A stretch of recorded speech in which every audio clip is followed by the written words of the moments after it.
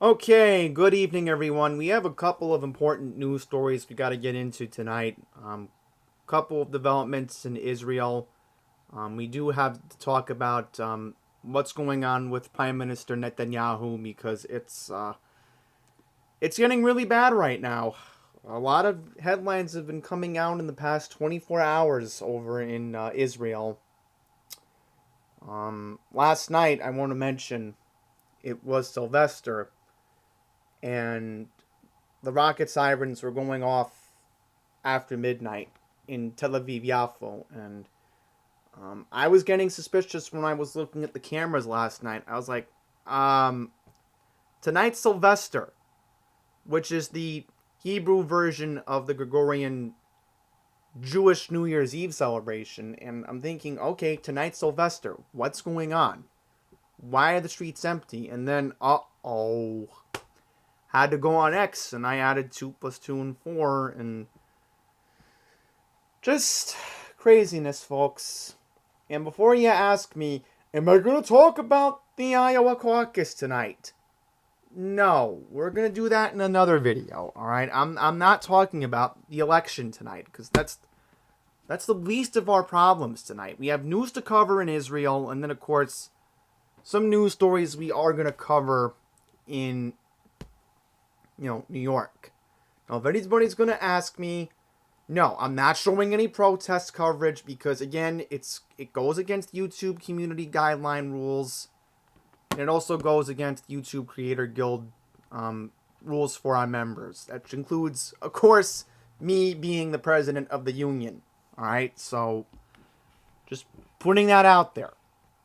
Oh, and by the way, if anybody's gonna ask me, can I use Mickey Mouse, the Steamboat Willie version? Go on ahead. As of today, you can use it. I don't care. It's public domain now. You want to use AI with it? Go ahead. I don't care. But yes, I know people are going to be asking some interesting questions in the comments. So I'm answering them now. But now let's get to the topic at hand, and that is the national address Netanyahu gave on Saturday. I'm so sorry I'm behind on it, but I've been so silent because I didn't know when the time to talk about it was, and given the anniversary of the war is coming up on Sunday, now would be the right time to do it. So let's read this.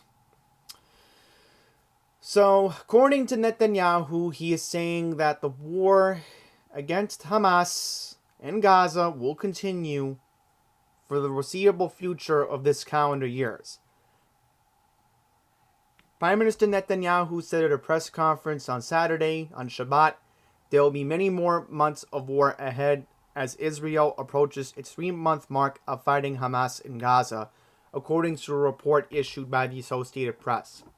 His comments come as Israel continues to expand its offensive to central Gaza this week, and as tensions continue to rise in the Middle East.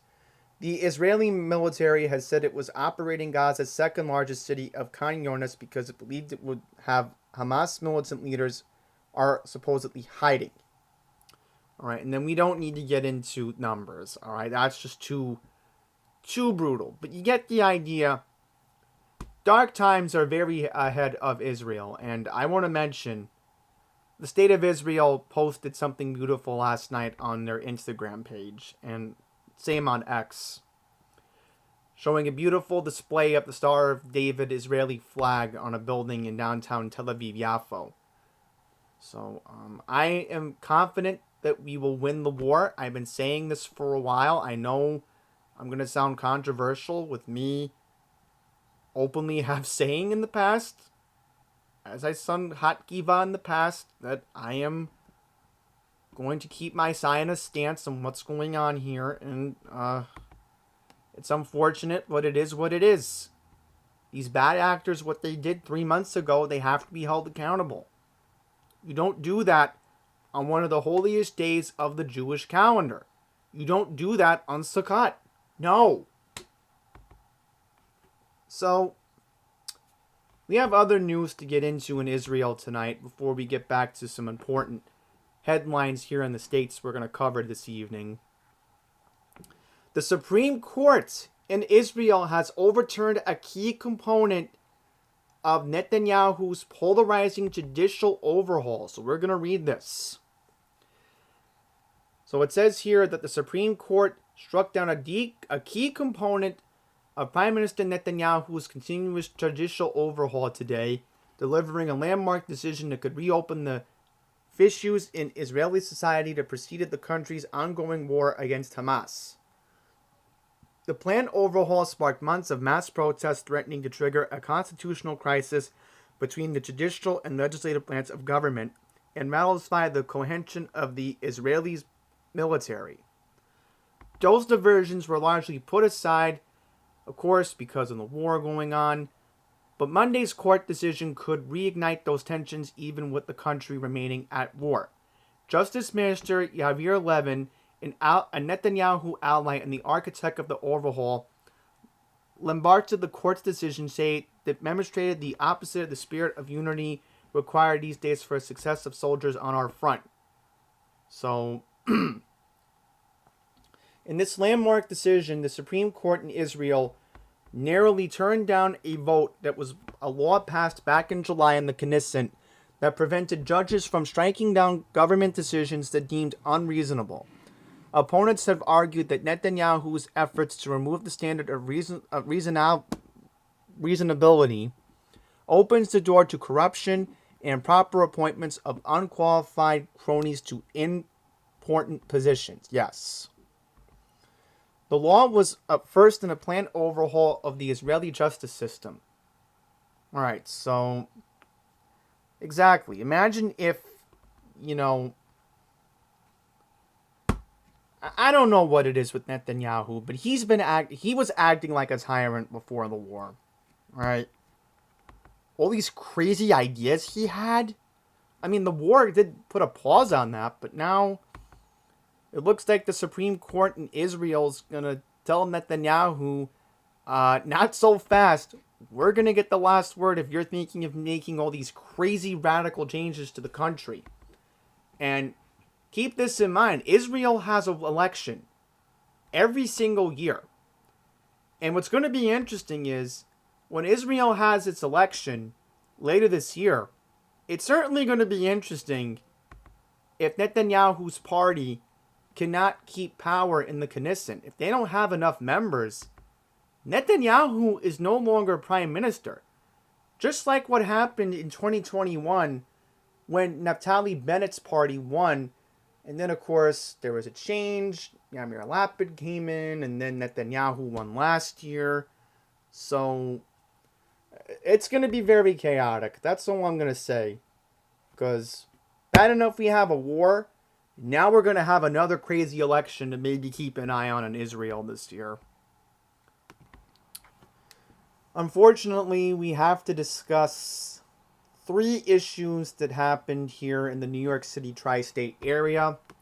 We're going to discuss this awful accident. Excuse me here for a second because I'm not centering this correctly. I'll get it centered in just a second. We had an accident here in Queens that killed 5 people at 6 a.m. this morning. We're going to get into that. We're also going to get into other news, which involves a crazy car chase in Midtown. And we're also going to discuss the migrants. Because now apparently there's a loophole on where they're being sent to. And before we get into that, speaking of unfortunate circumstances, there was an earthquake in Japan. I want to mention that it was the western side of the island. And if anybody's asking me, have you heard from Yuki Endo? Long story short, I have heard from him. Yuki's been monitoring the news in Japan all day, and he's told me from what he's been watching. First things first, he did not feel any shakes. He's on the eastern side of the island. The quake was on the western side of the island. So thankfully, Yuki did not feel anything. But just keep our thoughts and prayers, because that was a very unfortunate circumstance that happened today in Japan with that 7.0 magnitude earthquake. And they're still feeling aftershocks. In fact, it's already Tuesday morning, and they're already feeling a lot of aftershocks over there. So let's get back to the topic at hand.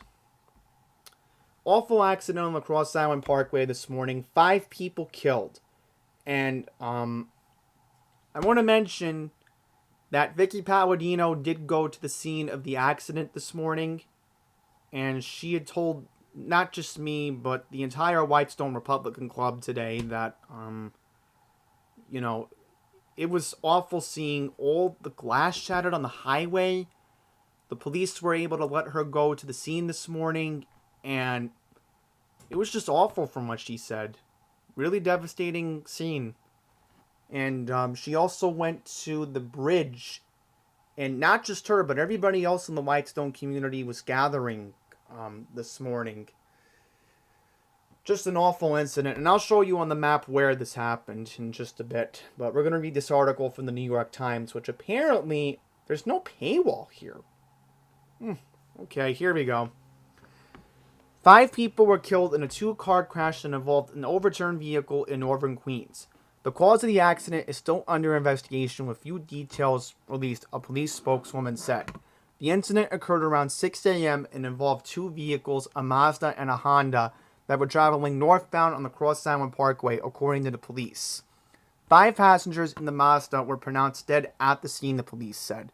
A man driving the Honda was sent to Booth Memorial Medical Center in Flushing, where he is in stable condition.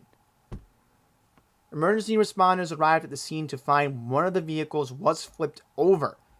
Neighborhood residents who spoke to CBS New York said the crash occurred near a sharp curve in the road that was notorious for causing difficult driving conditions.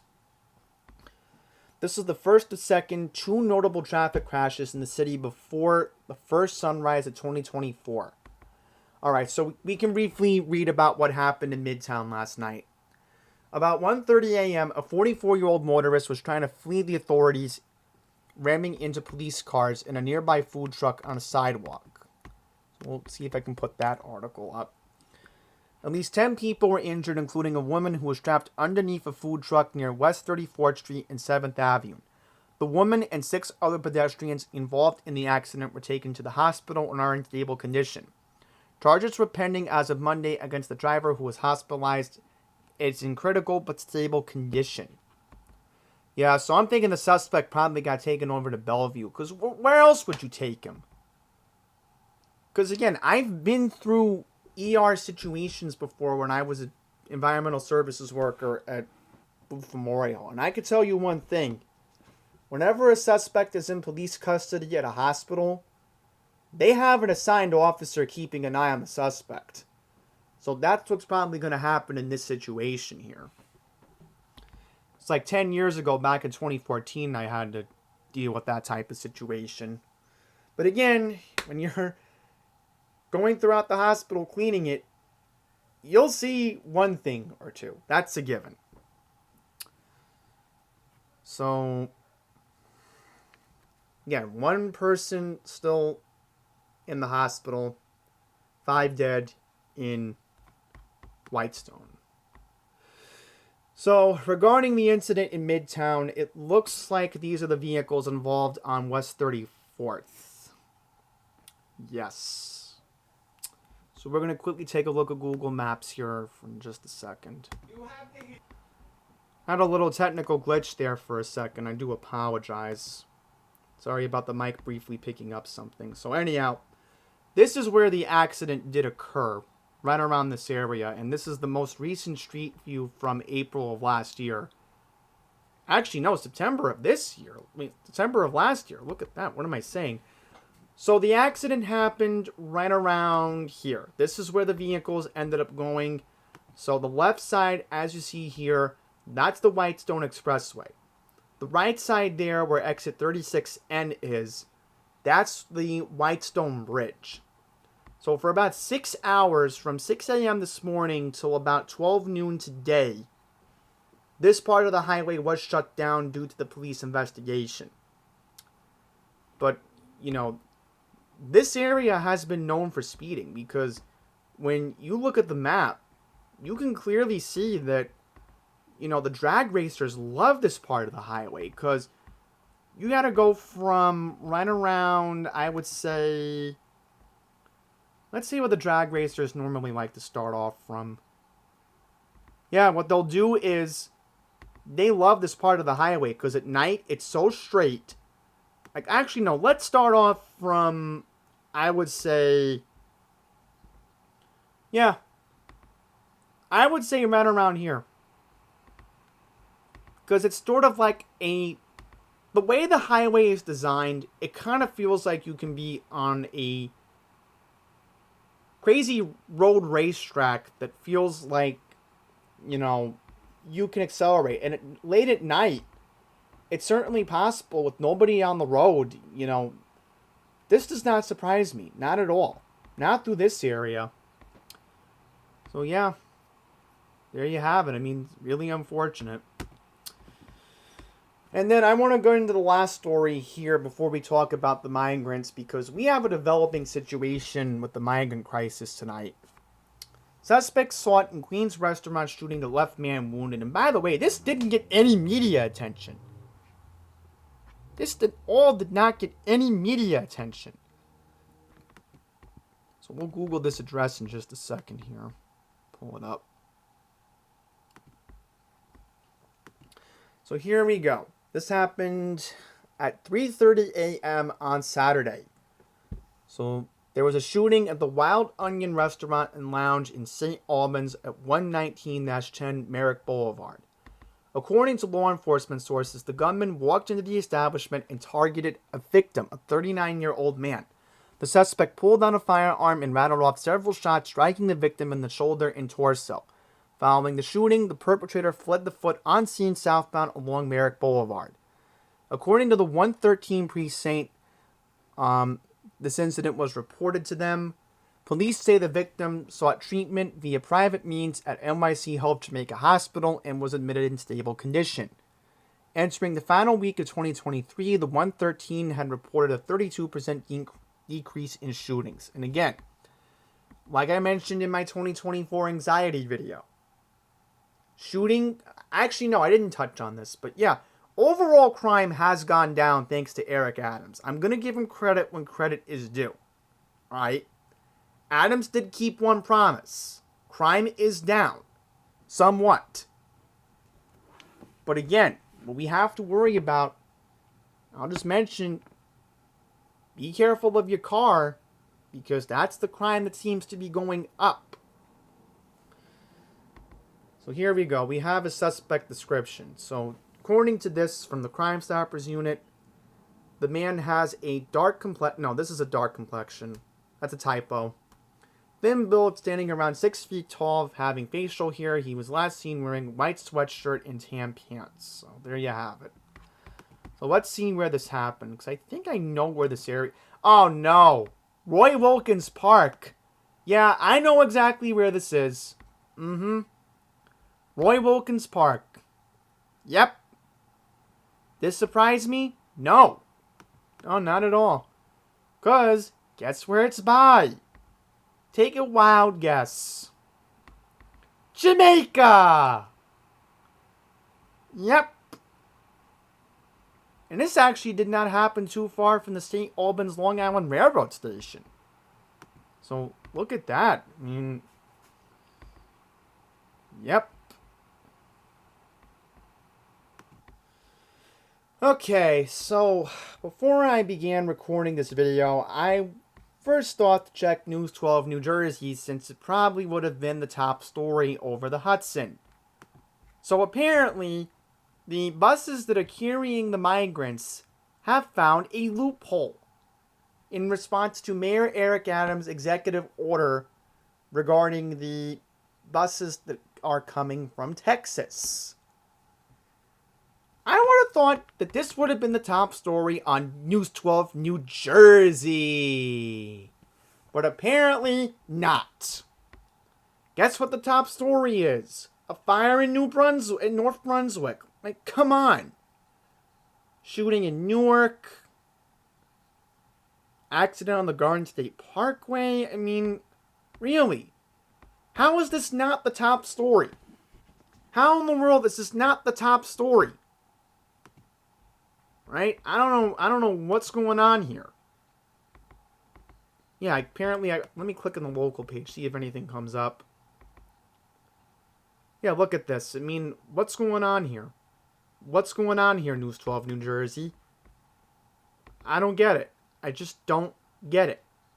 Alright? How in the world could this not be the top story on News 12 New Jersey? And I also want to mention, I just took a look at New Jersey 101.5's page. Nothing on there either. So all I'm just going to say is, Eric Scott, I hope you're going to cover this tomorrow morning for your first New Jersey First News update for tomorrow. Because that's kind of a big deal going on. This is, you folks in New Jersey, you need to be paying attention to what's going on in your state right now. Because the migrants are now over the Hudson. They have found a loophole. And thank goodness the Star-Ledger had an article about this. It's actually in the Star-Ledger today.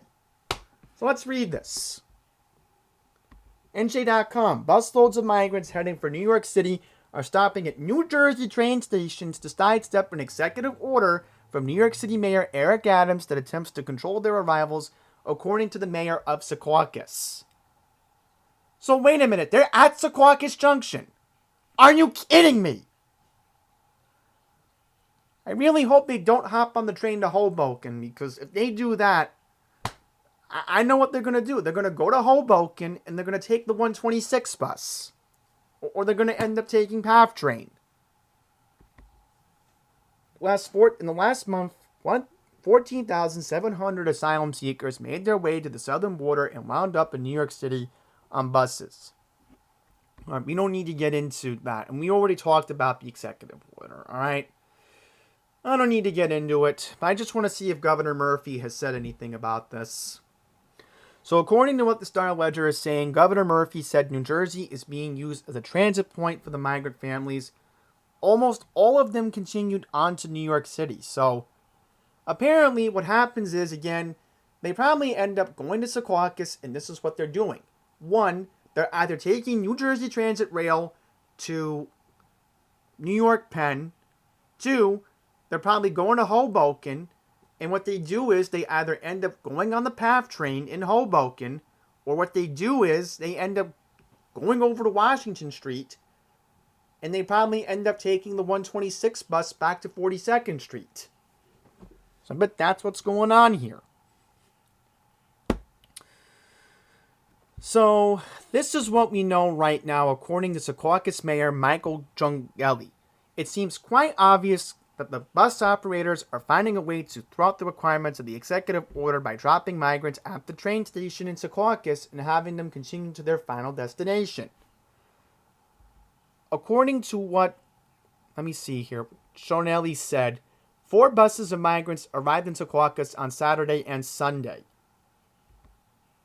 So, according to what Giungelli also said, I have been advised by the state of New Jersey that they have a plan in place and will be working closely with Governor Phil Murphy's office, all law enforcement agencies in the county to monitor the situation.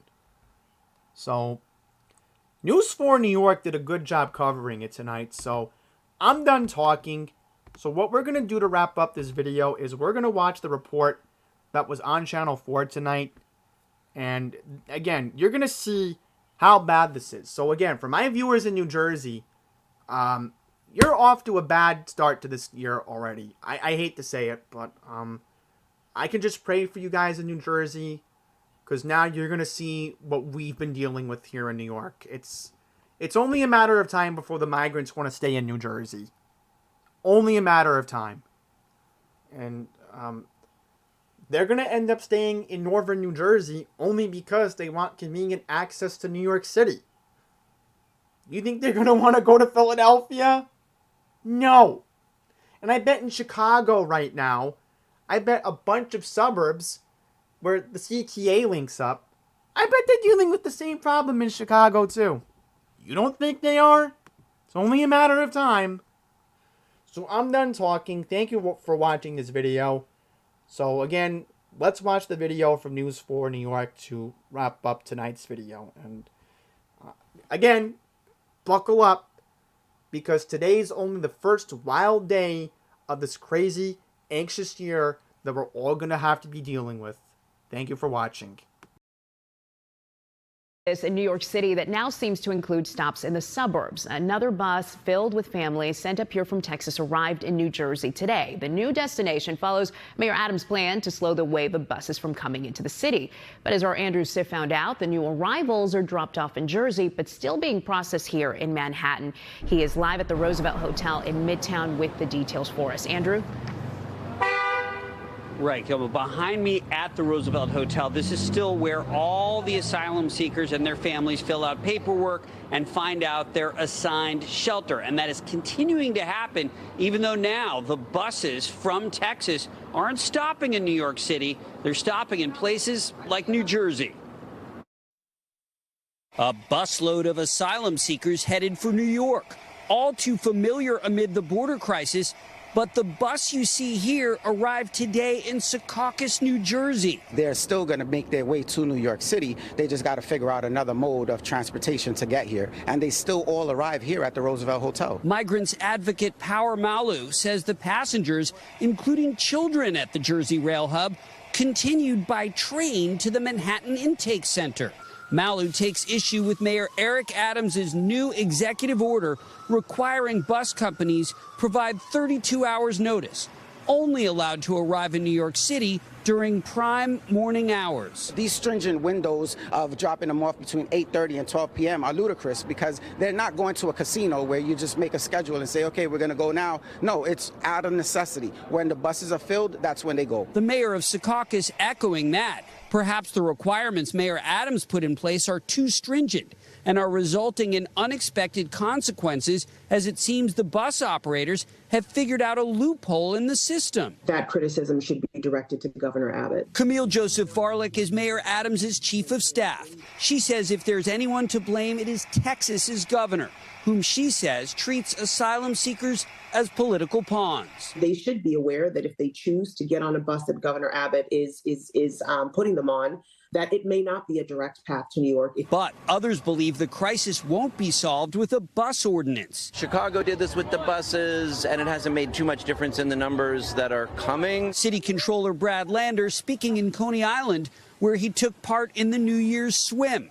Lander says the bracing reality is the mayor's new policy won't stop the flow of asylum seekers. What I think will solve the problem is helping these folks get work authorization so they could get jobs, get out of shelter, get on their feet.